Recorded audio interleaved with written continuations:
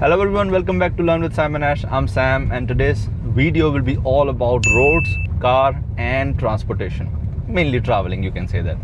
So we have types of roads. This is kind of a large street and you can call it cobblestone, right? We have multiple ways to understand streets and roads. We'll see that all today. Apart from that, we'll see what's inside the car, outside the car, and how you can understand and remember that. This is called railway crossing and it's a time for it to close because train is definitely arriving here, approaching here, and luckily we crossed it. This is a service road. As you can see, the highway is on the bridge, right? There is a bridge. Generally on the sides of the bridge and also on the sides of the highway, there is a road which is relatively narrower, and it connects to the other streets and other villages and small cities. You can see both sides traffic on a service road. It is allowed, legally speaking. As you can see on the right side, we have a tiny cut, or you can say intersection, where we can take the highway. This is called the entrance of the highway. Before we talk about the rest of the video, I want to talk about the sponsor of this video and I want to give a little bit information about them. It's about Cambly app. It is the only app where you can have one-to-one interaction with the trainers from native countries like US, UK and Canada. Now, there are a lot of students out there who find it difficult to speak in English confidently and to write it confidently. They can understand English, they can read English. Now, Cambly application is a place where you will find trainers who are going to understand these problems and they're going to have a very one-to-one interaction with you without even judging any student. So make sure that you check out all the information by the end of the video about the sponsor, and let's get back to the current video. Generally, we get such cuts or intersection using which we can take the main highway, and this is a national highway. As you can see, it has lanes. This is called 6-lane highway. So lane is a system where generally you drive in one lane itself, and all the lanes have a reason to be there. Now this is what we call driving on the road, and we are approaching a different vehicle, and if you want to overtake, so overtake is going in front of that vehicle by taking a left or a right turn. Generally we should take in India right turn. So what I'm doing right now is overtaking. I have to increase the speed, provide an indicator, and then just honk once so that others can understand I am overtaking the other vehicle. This is to honk. Honk, the meaning of honk is to horn, right? So horn is also called honk. Some people do not know that. Another word for horn is honk. Right, so if I want to change lanes, I have to indicate that. So this phrase to indicate is to show that I am changing lanes from one to another. If I want to change from this lane to left lane, I put the left indicator, so I indicated I'm coming left. So if I want to change the lane again, I have to show that indicator, so we call it to indicate it. So the small roads or narrower roads are also called suburban roads, and this is countryside. So we have left the city side and this is countryside. That means in India we call it the village area, but the proper word for that is countryside. So if you notice the center thing between the two roads is called a divider, and generally there are trees or plants on that road. They are kept there so that the other person doesn't flash you with light. If there's a lot of light or a lot of flash, you won't be able to see the other vehicle. So generally on the divider, which is always on the center of the road, there are trees and plants. Right, so first of all we have to unlock it and we go inside.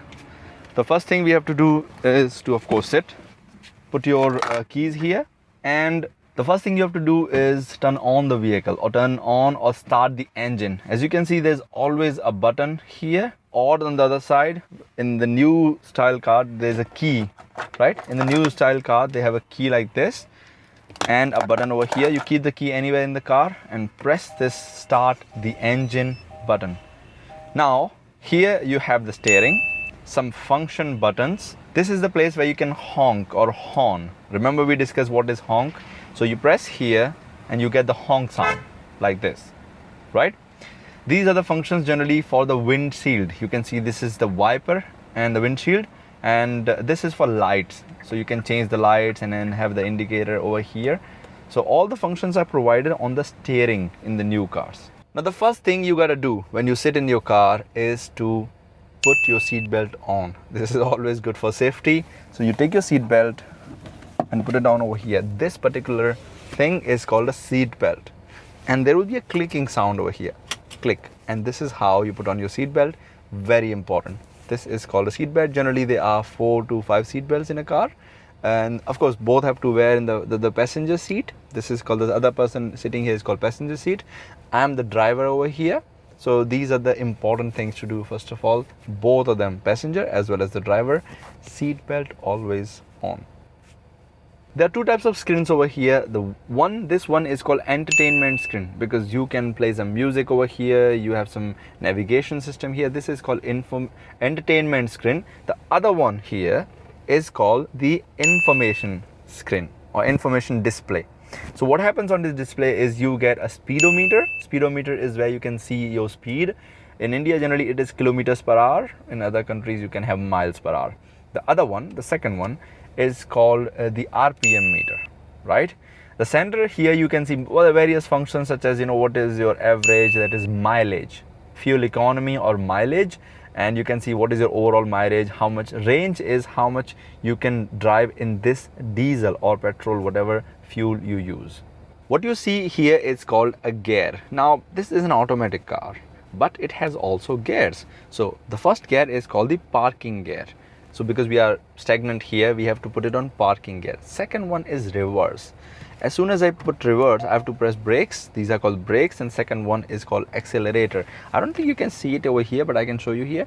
This particular pedal is called accelerator, as you can see here, and the first one is called brake. I have to keep my leg on the brake or my foot on the brake, because the gear, reverse gear, is on right now. Here is your reverse gear, as you can see here. Now if I release the brake, the car will go back. This is called reverse gear. It is not going back because we have something still on. This is called handbrake.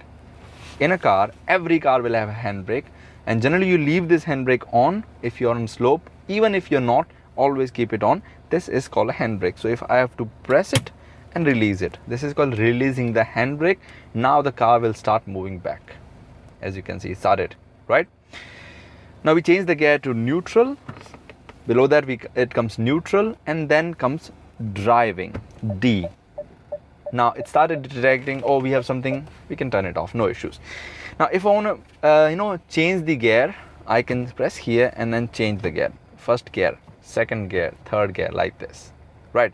So you are shifting the gears. This is called shifting of the gears from first, and lowering your gear is like this, and then you lower like this. In generally the manual cars, we have a clutch as well, which you have to press. Clutch we have to press along with gear, right? So again we go to parking mode, because we are not going anywhere, we are just making this video. Now there's one more thing. There is something called parking light. So parking light or parking indicator is this one. Let's say you're standing in the middle of the road and you don't want to move your car, so you press this button. Suddenly it'll start blinking, and you have both the indicators on. It'll keep blinking. That means your car is parked here, you're not going anywhere. So this is called parking light. We turn it off right now, we don't need it. Now we have in new cars and more advanced cars, we have some more features, such as what we call is sunglasses box or sunglass case. You can close it because there's nothing right now, I'm wearing it. And here we have something called sunroof. You press the button, you can see the sun right from here. That's why it's called sunroof. Kids can stand over here and they can look around. Also, one new feature these nowadays cars are having is called air control or pollution control. So you can see a number over here, and this is called pollution control unit, and there is an AQI, that is air quotation index.